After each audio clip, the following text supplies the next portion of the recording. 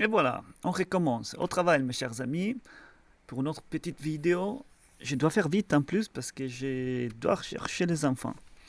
Et donc, en parlant de chercher les enfants, ce matin, j'ai dû aussi les amener à l'école et collège. Et ça me déchire hein, chaque fois que je vois l'établissement en lui-même, notamment le collège. Parce qu'à l'entrée du collège, il y a un groupe de, je ne sais pas si ce sont les maîtresses, des mamans bénévoles, ou je ne sais pas, qui vérifient les sacs des enfants.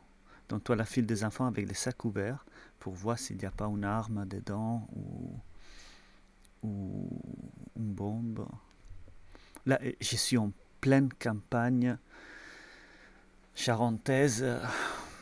Ça me désespère parce que c'est un psyop. On n'a pas besoin de ça, évidemment. Oui, non, mais c'est Vigipira, c'est pour nous protéger, etc. Vous êtes intelligent, vous savez très bien que c'est un viol, c'est de la violence, c'est un psyop, c'est mettre depuis tout petit les enfants dans une situation de insécurité permanente, d'empêcher qu'ils se forment. Comment tu veux qu'ils grandissent dans une ambiance saine, épanouie, si dans leur tête ils se disent bon, s'ils font ça, c'est qu'il y a un risque de bombe, donc mais c'est qui mon ennemi? Ça peut être lui, l'autre. Je veux dire, euh, donc recherche perpétuelle de la sécurité et qui fournit ça dans les récits collectifs de la PSYOP, bah, l'État. L'État, c'est la sécurité. Hein. L'État, c'est la sécurité. Travailler jusqu'à 65 ans ou 67, je ne sais plus où on en est. Et comme ça, après, vous aurez la liberté. Voilà. Ah mon Dieu, non, ça me désespère. Désolé, c'est une chaîne crypto, là, hein, n'est-ce pas? Ça me désespère. Mais désespère. C'est un crime. C'est une bande de criminels. J'ai un problème parce que bon, j'en ai plusieurs, comme vous voyez. Mais un problème, c'est que je ne vois même pas l'écran. Bon, on y va, on va faire avec les moyens de bord. Ok, on démarre. Alors, on doit déjà rattraper une petite erreur que j'ai fait hier, un petit souci technique. Mais on va démarrer en tout cas avec Ray Dalio et un conseil que je sens de vouloir partager. C'est son conseil, mais bon, ça sort aussi un peu de ma bouche. C'est similaire. Parce que je sens évidemment, on a le cours d'XRP, bon, de marché crypto en général, sauf Telcoin apparemment, qui souffre beaucoup malgré les bonnes nouvelles. Donc on est tous là, attendus, etc. Et moi, je vous invite, bah, c'est ce que je fais, hein, mais c'est tout ce que j'ai dit. De toute façon, c'est pas du conseil véritablement financier, c'est le partage de mon chemin et comment moi je vis les choses. Si quelqu'un y trouve de la valeur dedans, bah, tant mieux. Et sinon, c'est dommage. Bref, j'ai fait ça, quoi, comme ça me sort. Et ce que je voulais dire, c'est que, voilà, je reviens aux fondamentaux. Aux fondamentaux. Et rappelez-vous de la vidéo de hier, la dernière que j'ai postée ce matin, plutôt à 1 heure du matin. Euh, Regardez là, il y a cet extrait de David Schwartz qui nous dit que, bon, en transition comme celle-là, où on veut révolutionner les milieux financiers global, bah, on ne peut pas s'attendre de la faire en 2 jours, n'est-ce pas? Donc, si on revient aux fondamentaux, on sait qu'il y a. On sait, à longueur des journées, ici, on fait que voir ces documents-là. Aujourd'hui, ça sera pareil. On voit que nous, on est en connaissance de cette transition-là, porteuse d'espoir pour ceux qui sont au courant, porteuse de richesse peut-être, porteuse d'opportunités, si on sait voir, étudier, capitaliser sur la transition. Et donc, ensuite, on voit les acteurs lesquels ils sont, on voit les acteurs qui achètent des entreprises, qui grandissent, qui ont un balance sheet des comptes plus qu'en règle, richissime même. On voit ceux qui sont connectés avec l'élite, on voit ceux qui sont reliés même à des anciennes familles de banquiers, toujours en poste. Donc voilà, quand on a fait ces devoirs-là et on a mis nos jetons à leur bonne place, euh, le reste qu'il nous faut, c'est se rappeler de David Schwartz qui dit ça met du temps. Voilà, c'est pas on n'est pas en train de faire un bricole, là. C'est changer l'infrastructure financière, un grand reset. On a vu hier d'autres documents très intéressants. Mon Dieu, je vois rien. Excusez-moi.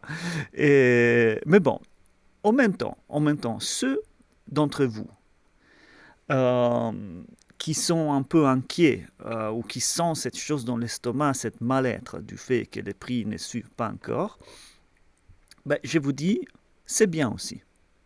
Et pourquoi? Écoutons Ray Dalio, il va nous le dire. C'est bien ce qu'il dit là, je trouve. I have a principle. If you worry, you don't have to worry. And if you don't worry, you need to worry. Because if you worry, you will take care of the thing you're worrying about and you'll be okay. Yeah. I have Vous voyez? Il dit, si tu t'inquiètes, tu ne dois pas t'inquiéter. En revanche, si tu t'inquiètes pas, c'est que tu dois t'inquiéter. Donc en fait, si tu t'inquiètes de quelque chose, donc c'est vous maintenant, les XRP holders, que vous avez ces sensations, bordel, mais comment on s'attendait l'ETF, ça ne monte pas encore, hein, etc. Ben, vous faites bien à vous inquiéter, parce que you take care of what you hold.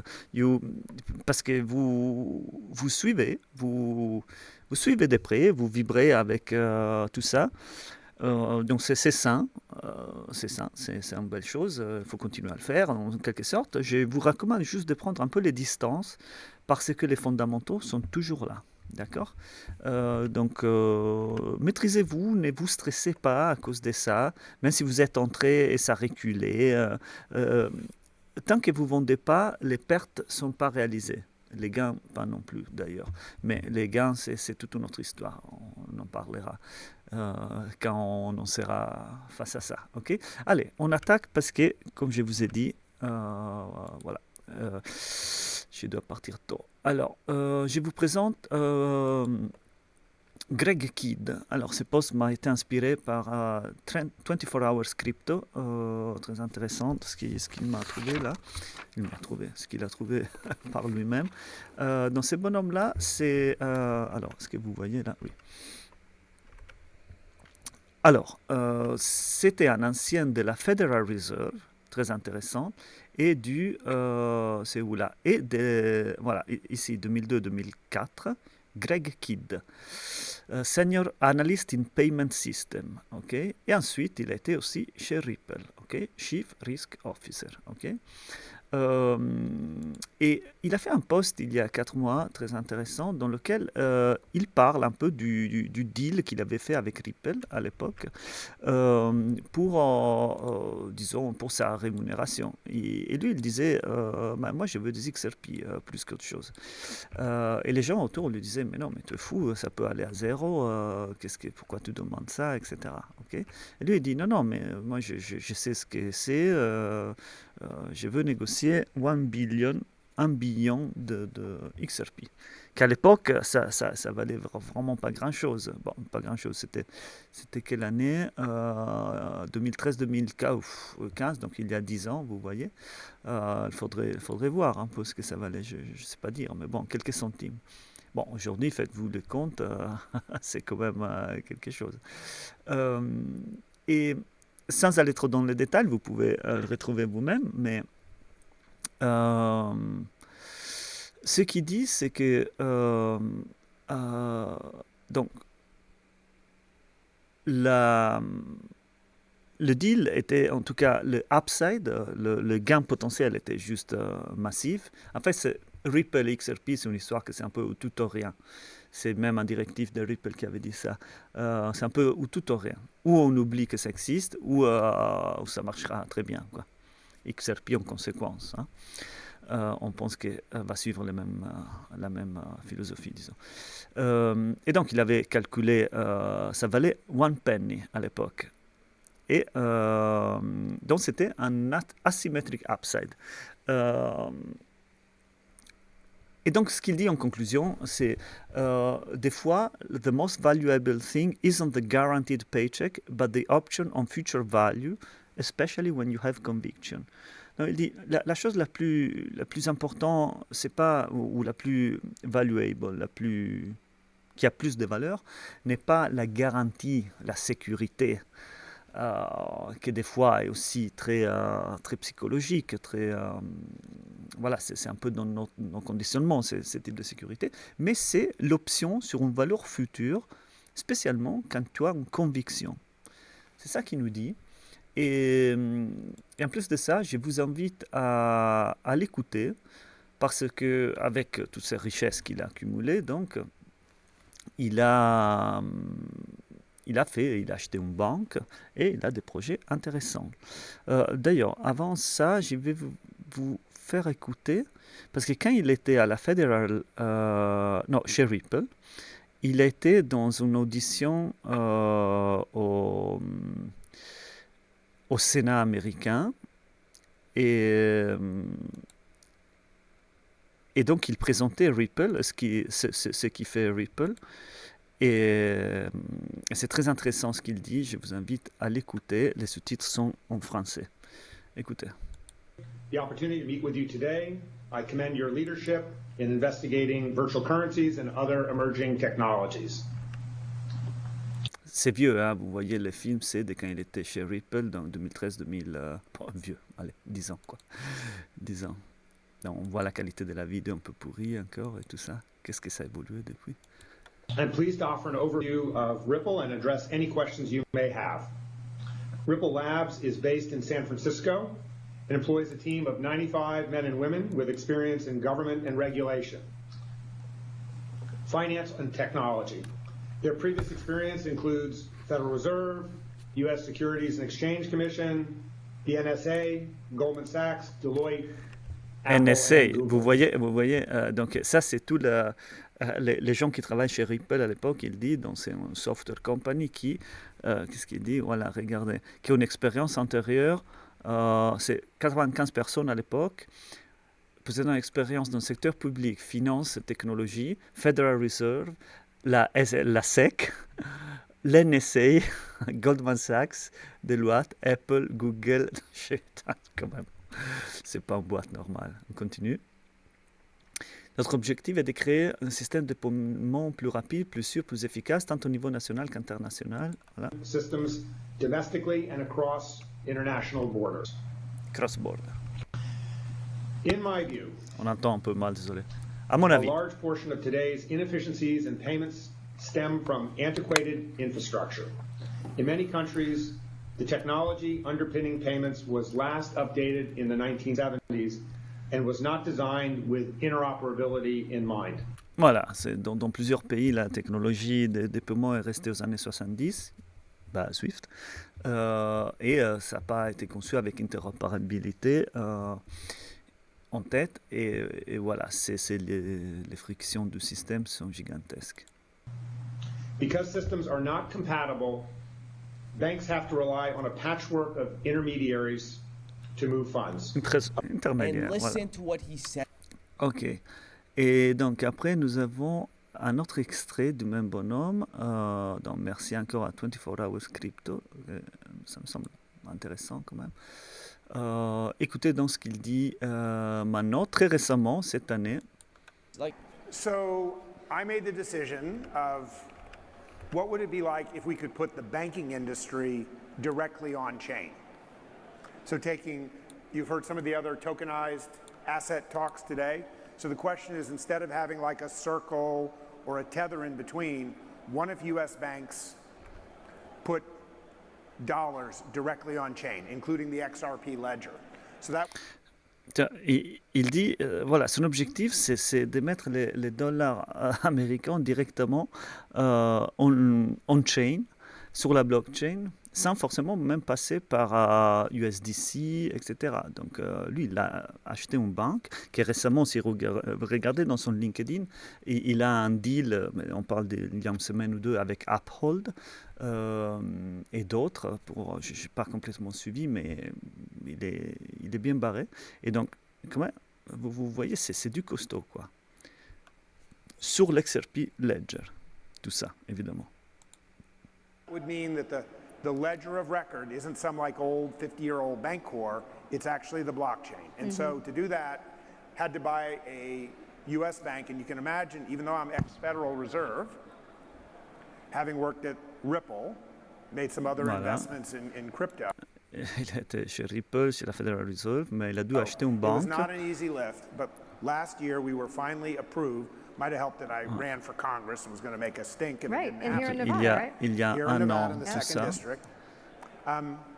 We purchased Vast Bank, Vast OCC, nationally chartered, Fed holding National company, Charter, ouais. and we have one purpose, which is to put the U.S. dollar On on chain. chain. And what that On a un objectif de mettre les dollars américains on chain. means is these are FDIC insured U.S. dollars, complete with Reg E chargeback protections. Means if you get robbed, you get your money back. It's just Oui, remarkable. disons, il y a des garanties derrière ça qui n'ont pas, disons, des émetteurs de stablecoin qui travaillent tout seuls dans leur coin, en fait.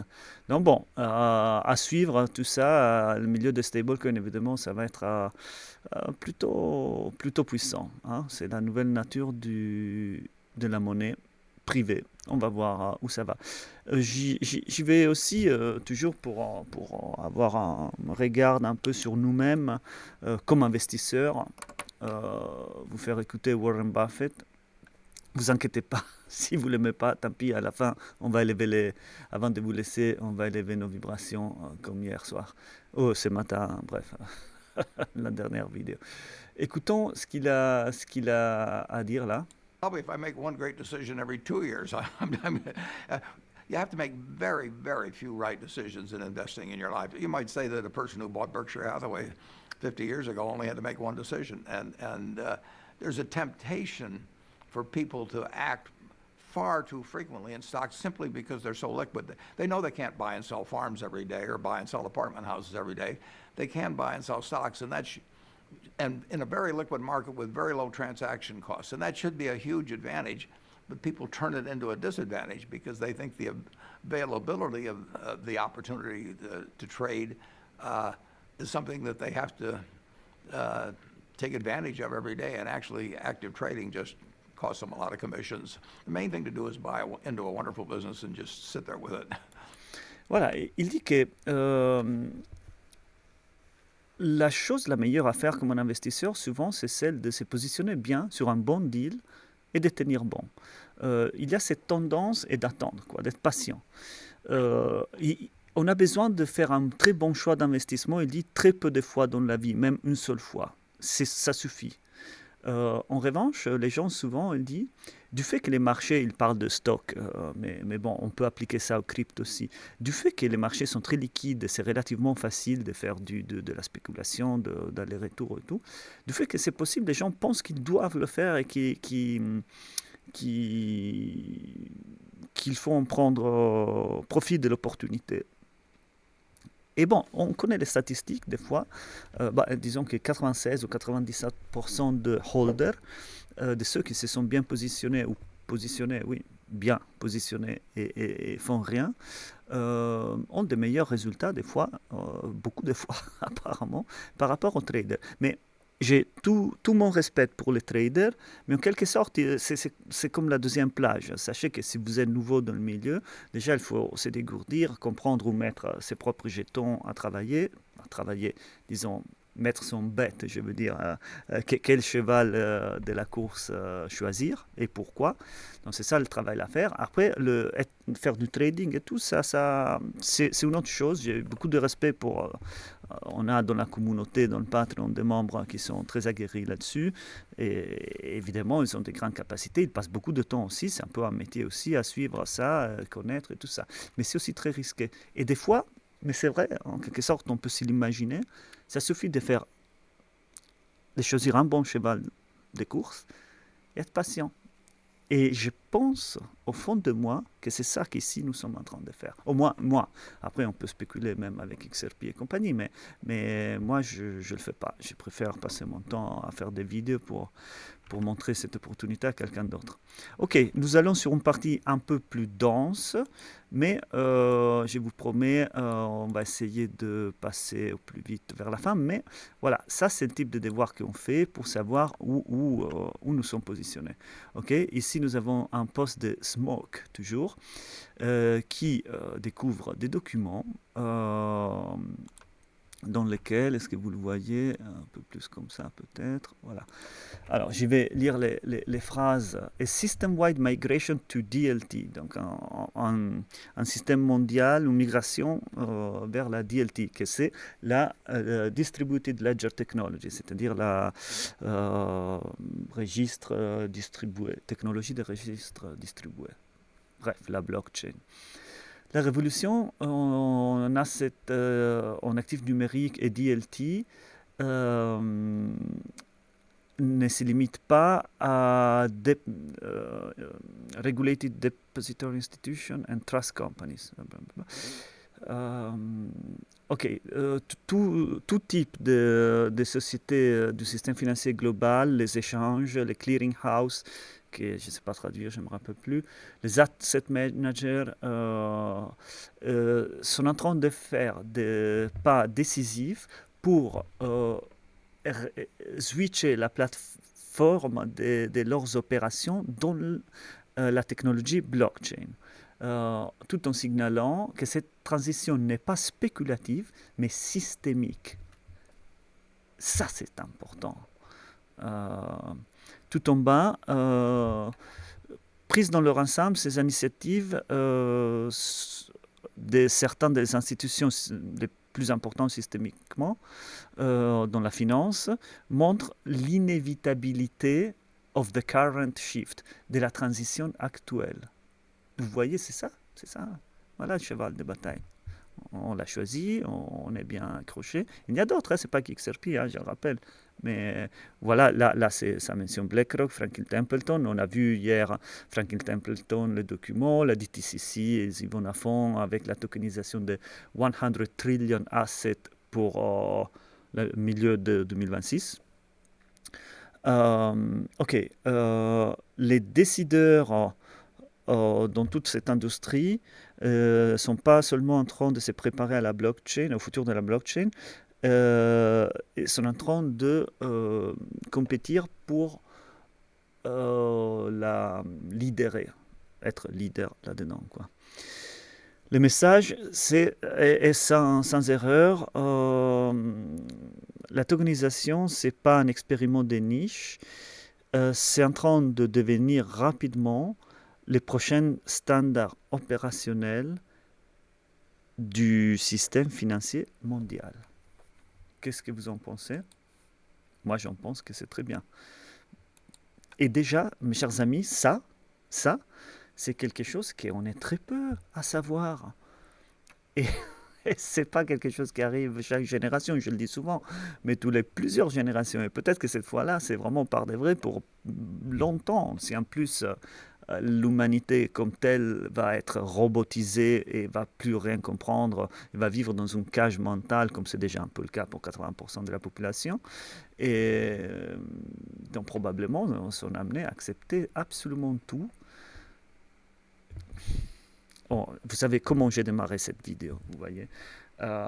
Si on pense, là avec cette vigie pirate qui ne s'arrête jamais, il y a les panneaux partout et fouiller encore dans plein de campagnes maintenant, dans les sacs de mes enfants, ça m'est détruit. Toi.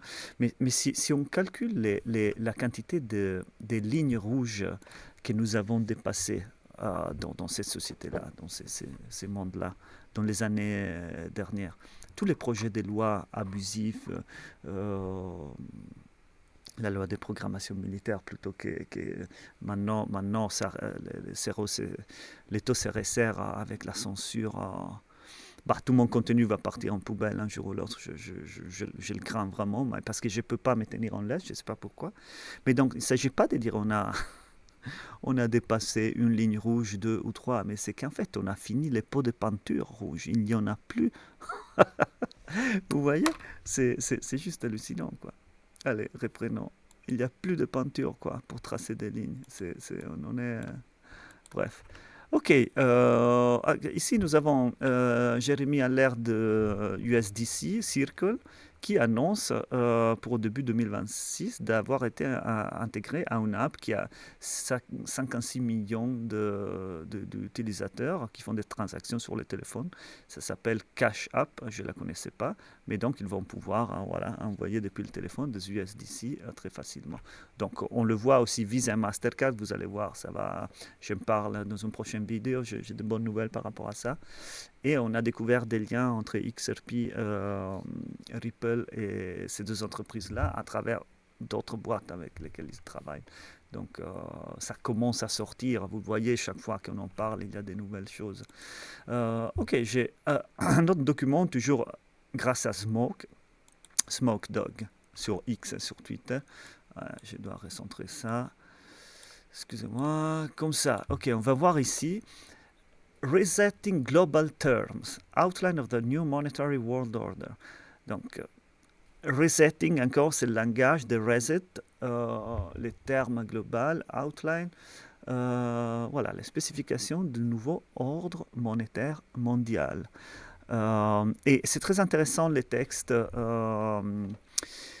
Mais je vais essayer de faire court, parce que, mais ça offre un point de vue un peu géopolitique plutôt intéressant. Ça mériterait d'être pris plus long, mais je n'y vais pas avoir le temps. En tout cas, je vous lis la dernière phrase. Les États-Unis sont en conjoncture critique. Pour maintenir leur dominance géopolitique et économique globale, il doit agir décisivement to reset the terms of the monetary world order. Pour reset, comment dire, réinitialiser les termes, les conditions du nouvel ordre monétaire international. Vous voyez, sur une crise, les dollars perdent de l'ancrage. Oui, non, c'est qu'il passe à un nouvel étage, les dollars des technologies.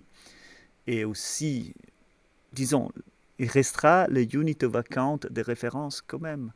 Et en tout cas, il garde, disons qu'on sait que Ripple et compagnie sont toutes des boîtes américaines. Tout ça vient de là-bas. Nous sommes en train d'assister à la transition à un nouvel ordre monétaire international,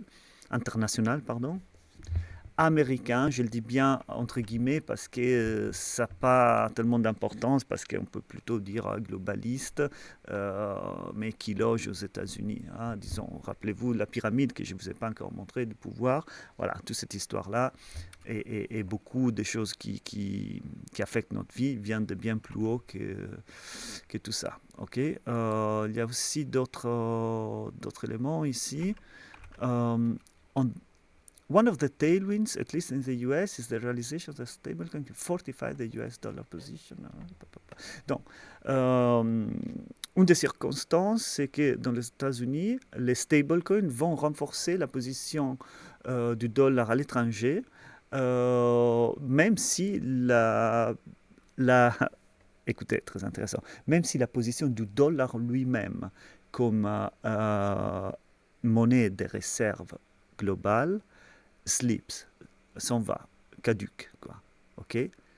Et donc la question c'est, ok, si le dollar perd cette fonction-là, mais reste l'unité de référence de la monnaie qui va prendre la place de la World Reserve Currency, c'est laquelle? C'est quoi? Selon nous, c'est XRP, d'accord? Qui sera, voilà, son prix sera en dollars, mais ça ne sera pas le dollar, ça sera XRP, vous voyez? Donc la réserve mondiale, peut-être, ça va devenir celle-là, avec d'autres, l'or, on va tout savoir, les métaux et tout ça. Mais c'est très intéressant, ça, en tout cas. Hein. Ce sont des documents très intéressants. Bitcoin and dollar stablecoins, vous voyez, plus ou moins. Je pense que mes vidéos se voient mieux à l'ordinateur, hein, parce que, évidemment... Mais bon, sinon, moi, j'ai dit ce qu'il y a écrit, c'est sympa.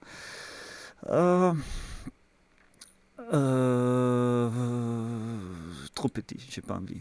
L'autre, voilà, c'est un peu plus grand. Non, pas envie. Allez, c'est fini.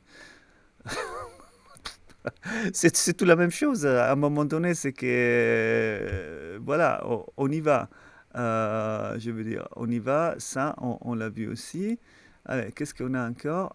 Allez, je voulais aussi, attendez, parce que hier on n'a pas réussi. Ah, on va faire ça maintenant. Attendez, excusez-moi. Ah, le bricoleur là. Alors, voilà, est-ce que vous voyez ça? Et surtout, est-ce que vous m'entendez? Je crois que oui. Alors, ça, dire j'ai eu un problème technique. Alors, ça, c'est les cycles de liquidité globale. Ça nous parle de où nous en sommes en ce moment-là, précisément. Et donc, vous voyez, ça part. Attendez, je dois l'ouvrir. Ouais. Ça part de 1965 à 2025, hein, tout à droite évidemment, 2025. Et donc nous avons en pointillé rouge une courbe théorique hein, de 65 mois. Donc ça c'est voilà, les cycles théoriques, disons. Qui reflète la ligne noire, disons, qui est le réel. Donc en noir, nous avons la liquidité globale réelle.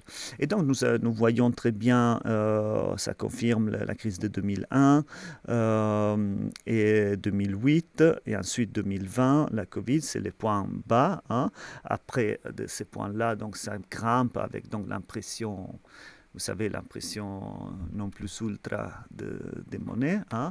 Le QE, Quantitative Easing, en bref, on a reçu les cartouches de toner pour redémarrer l'imprimante plutôt.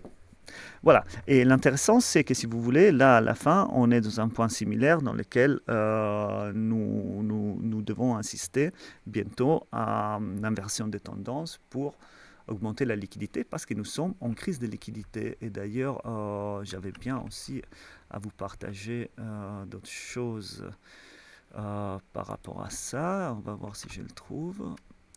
Est-ce que c'était là? Ah non, en tout cas, voilà, la Federal Reserve, vous savez, qui est pas loin de devoir imprimer à bloc. Voilà. Est-ce que ça, je voulais montrer ça? Ah oui. En 2013, une brochure de marketing disait que XRP, c'est comme de l'or dans tes mains. Ah, attendez, je vais devoir. Attendez, hein, excusez-moi, le bricoleur improvise un peu, mais c'est comme ça. Ou ça, ou rien. Allez, bon, comme ça. Toujours un poste de Smoke Dog. En brochure de 2013 dit qu'XRP est comme de l'or dans tes mains. Est conçu pour être l'actif le plus liquide de l'XRP Ledger. Rappelez-vous que dans l'XRP Ledger, nous pouvons avoir des stablecoins, nous pouvons tokeniser des real world assets, mais les plus liquides, un mot très intéressant, les plus liquides, aussi qui aura plus de valeur certainement, est l'XRP.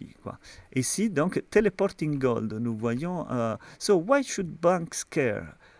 Pourquoi les banques devraient s'intéresser? Parce que Ripple projette d'utiliser XRP pour résoudre leurs besoins aux problèmes de liquidité. Et tout en bas, elle parle donc de la quantité d'argent qu'ils doivent bloquer dans le nostro vostro account. Et il dit, dans un monde de Basel III, Basel III, c'est les nouveaux requériments, non, comment on dit, règles de collatérales, de réserves qui doivent avoir les banques à partir de 2026. Donc tout, là, la bascule, c'est vraiment là en 2026. On passe à l'implémentation. On aura tout ce qu'il faut. Et Basel III. Donc,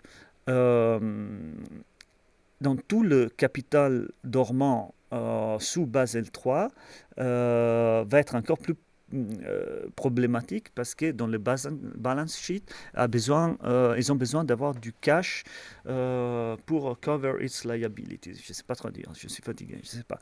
Et donc ça veut dire en fait qu'à ce niveau-là, XRP résout ces problèmes-là vis-à-vis justement aussi de Basel III. Quelle coïncidence quand même, il y a une sorte d'alignement qui favorise la solution d'XRP. Ripple big idea to use XRP once the market cap gets high enough and it is being traded heavily enough to provide banks with liquidity on demand. J'ai traduit, c'est hyper important et c'est pour ça que vous devez rester tranquille, mes amis. La grande idée de Ripple est d'utiliser XRP une fois que son market cap augmente, devient suffisamment élevé. et qui a commencé à être commercialisé, échangé lourdement, suffisamment de façon importante, pour fournir aux banques la liquidity on demand, liquidité à la demande, en facilitant le respect des règles de Basel III. Et si nous voyons l'article en question, ces bonhommes-là étaient Stefan Thomas, qui était Chief Technology Officer de Ripple, avant David Schwartz, ou après CTO, Chief Technology Officer. Ouais. Ok, très intéressant, encore un poste. Très bien. Ok. On va conclure la vidéo parce que vous savez pourquoi, je ne vais pas me répéter. Et pour faire ça, je vais vous montrer, alors pas ça, mais on passe à la partie glitch, un classique de la chaîne. Donc, et ça, je dois remercier Christiane, il me semble, ouais, c'est elle, de la communauté Patreon en bas, qui m'a envoyé une petite vidéo. Mais comme elle est petite, la vidéo est compliquée à partager, j'ai pris des extraits. Mais nous sommes à nouveau dans le film Matrix, ok.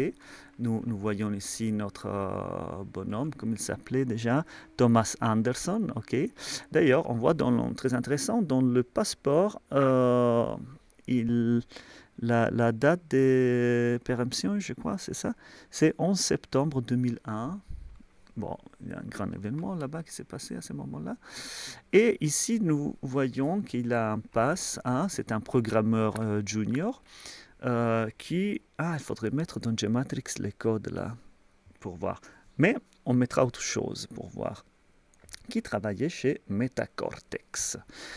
Je vous invite à observer le X, la forme du X de Metacortex, qui est comme XRP, n'est-ce pas? C'est le même symbole, mais tourné de 90 degrés, comme dans les films de Formule 1 récents, là. Même histoire, c'est le même type de logo. Et ok, et ça c'est le bâtiment d'ailleurs, Metacortex. Ok, maintenant on va aller à nouveau sur Gematria, parce que nous sommes comme ça, et nous sommes des complosophistes. Et donc on met Metacortex, calculer de Gematria, et qu'est-ce qu'on trouve? Oh, Ripple XRP, XRP Ripple, hein? C'est pas mal, hein? Equinox, ah, c'est les pyramides, Ripple XRP encore, bon, ça suffit, hein? Vous avez besoin de plus. Et, voyez, et par ailleurs, si on met, vous vous rappelez, Thomas Anderson, qu'est-ce qu'on a? Mais non, ISO-XRP, Ripple the Bull, non, A Storm is Coming, mais non, c'est pas possible. Voilà, c'est ça mes chers amis, hein? C'est pas mal ça. Vous voyez quand même, tout ça, c'est pas du conseil financier, c'est du... Ça rajoute à cette dimension que j'ai encore du mal à définir de ce où nous avons mis les nez ici, mes chers amis. Et j'espère sincèrement que vous le voyez de la même façon que moi. Disons que vous voyez qu'il y a quelque chose. C'est difficile d'y mettre un nom, mais il y a quelque chose. Et c'est très intéressant. On a des conversations magnifiques dans la communauté, dans le Patreon, dans nos Zooms, dans les Discord. Lien en description pour ceux qui veulent essayer.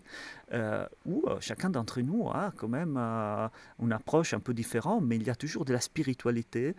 Parce que tous ces signaux, ces miettes qui nous ont été laissés sur les chemins, le long du chemin, et que chacun d'entre nous a récolté pour se construire sa base de compréhension autour du phénomène XRP, Ripple et compagnie, ce sont passionnantes à partager entre nous.